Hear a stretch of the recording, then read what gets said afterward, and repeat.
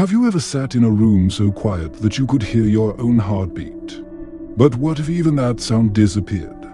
Imagine a silence so profound that it not only deafens your ears, but also starts to consume your soul. This isn't just the absence of noise. It's a living, breathing curse, ready to drag you into the darkest corners of your own mind. Tonight's story is about a man who falls victim to this strange, predatory silence. He loses the familiar sounds of his world, his reality, and even himself, becoming a pawn in an ancient ghost's terrifying game. When the silence is complete, only one sound remains, the whisper of a dead child, a sound that doesn't enter your ears, but pierces directly into your brain.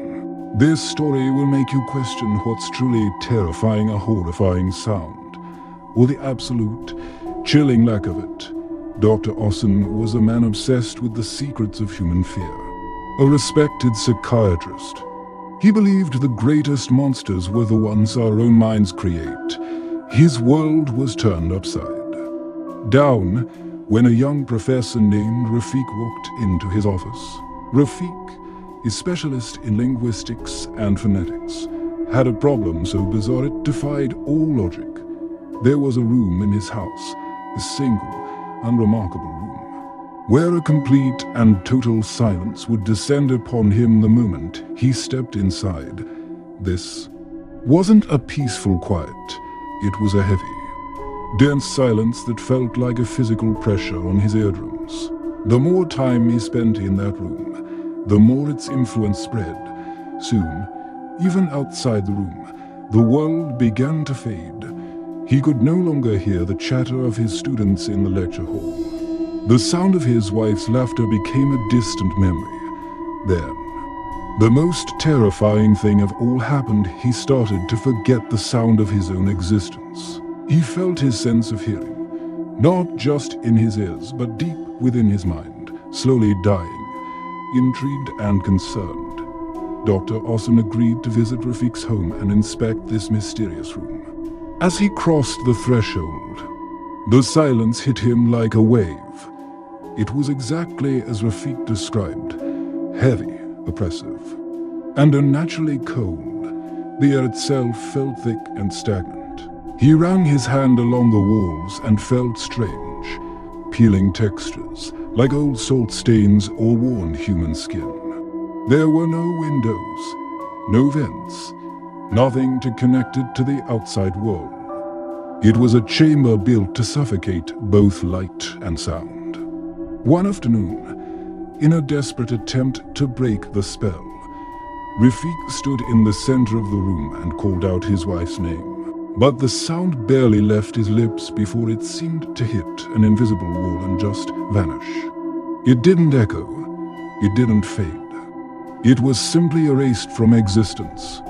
In that horrifying moment, Rafiq understood.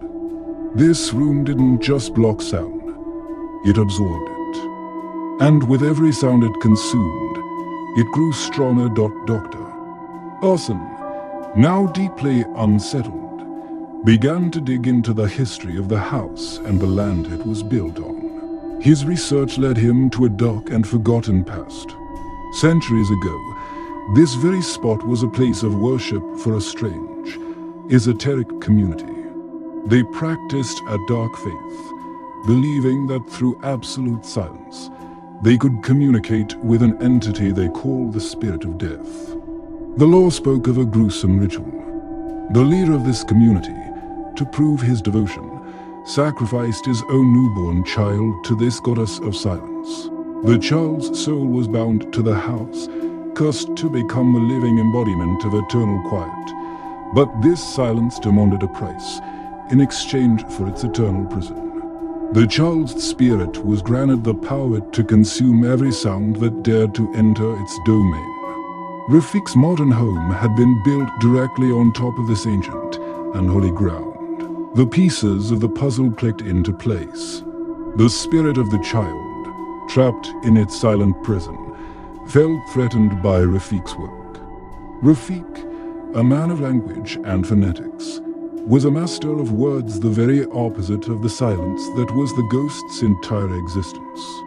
So, the spirit began its attack, seeking to steal the words from Rafiq's mind, to trap him in the same web of silence it was condemned to. As the sounds of his life were stripped away, Rafiq's body began to weaken. Without language, without sound, his very brain activity was diminishing.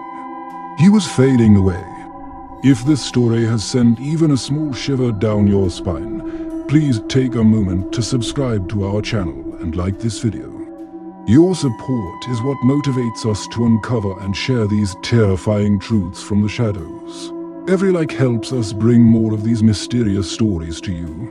One evening, Rafiq was in the room, his energy completely drained. He sat with his head resting on an old wooden table, lost in the void. He could no longer hear anything from the outside world. The only sensation left was the faint, irregular flutter of his own heart, a final rhythm before the end. And then, in that final, absolute silence, he heard it. A whisper. It wasn't a sound that traveled through the air to his ears. It was a thought, an idea, implanted directly into his consciousness. It was the voice of the dead child, cold and clear. You will be silent, too, it whispered in his mind. Here, there will be only me and the silence. Your life of words is over. A scream of pure terror tried to erupt from Rafiq's lungs, but it was born and died in the same instant. His own voice was swallowed by the room before it could even reach his own ears. The room had finally consumed him. Later that night, a worried Dr. Orson led himself into Rafiq's house and went to the room. It was utterly silent.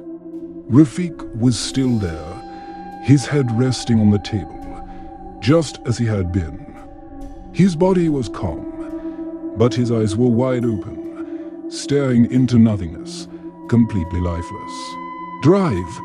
Osson's gaze fell upon the table next to Rafiq's still form. There, etched into the wood, was a small, crude drawing. It was the face of a child, smiling an unnerving, wide smile. But the face had no lips, as if to signify it could never make a sound again. A wave of primal fear washed over Drive.HSAN. He stumbled back and ran from the room, from the house, gasping for air in the night. But he could feel the silence chasing him, clinging to him like a shroud. From that day forward, Dr. Orson never spoke above a whisper. He knew the horrifying truth. Silence isn't just an absence of sound. It's an entity, a predator, that hunts for its prey. And once it consumes you, your only escape is another silent death.